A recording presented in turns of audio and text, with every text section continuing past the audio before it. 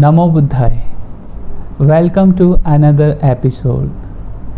In Buddhism, we know there are 6 realms, according to Lord Buddha, that we can take rebirth in. The highest realms is the realms of the gods, then the demigods, then humans, and those are the 3 upper realms. 3 lower realms is hell, hungry ghost or spirit realms, and animals.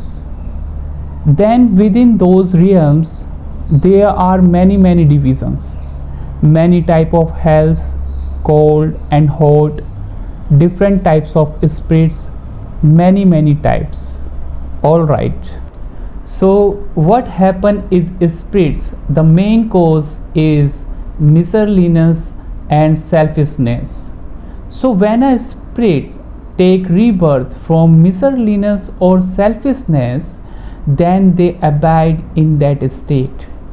It could be for hundreds of years, even thousands of years. Some spirits take rebirth due to a lot of anger. Before they die, something was done to them that made them very angry. Well, some spirits take rebirth as spirits because something violent was done to them, or something unfinished was done, or they have a lot of attachments towards wealth or some possessions, or towards a room, or towards a person. There are many reasons why beings take rebirth as spirit. Animal also can take rebirth as spirits, not just human. And spirits, they live for varied life.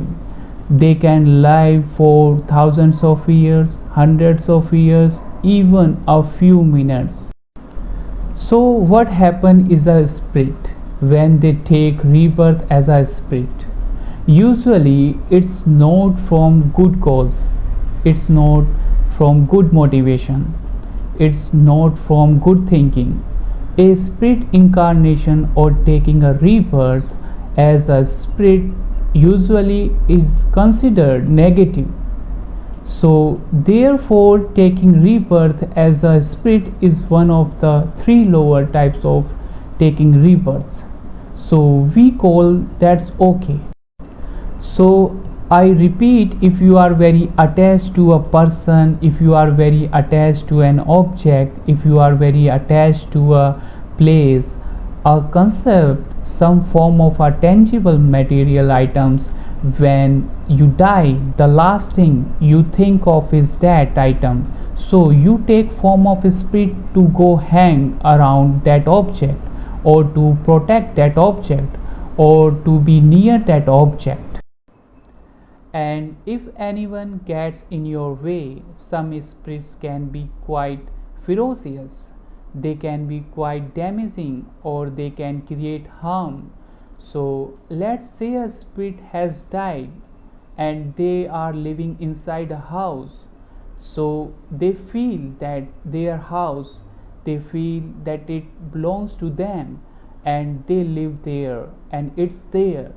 So if you happen to move in, you can see supernaturals occurrence happen because they feel you are invading their space. So what happen is that how are you invading their space? Because they feel that you are in their house, therefore they can disturb you, they can make things move, they can make noises, they can try to scare you, they can try to push you or touch you or harm you or move things or make sounds. They can do that too. Let you know that's their place. So generally a spirit is something that arises from negative thinking, negative thoughts, negative motivation, negative prayers, attachment, anger, unfinished business. And perhaps when a person died violently, or when a person died in a very horrific way they can return back as spirits. You may think, why do those people who were victims of crimes or victims of horrific situations have to be punished to reincarnate back as spirits? You see, it's not they are being punished by an outer force or a god or a Buddha or deity. They are not being punished when they take rebirth. The last thought that they had will trigger latent karma to be reborn in various places. So, if they have a certain type of thinking at the time of death and they hold on to it very strongly, even if they were victims, they will still return back as a spirits and some as a harmful spirits because it's not the perpetrator of the crime, it is more the attitude of the person who has died or is dying that what trigger karma to take rebirth in higher or lower places. Namo Buddhaya.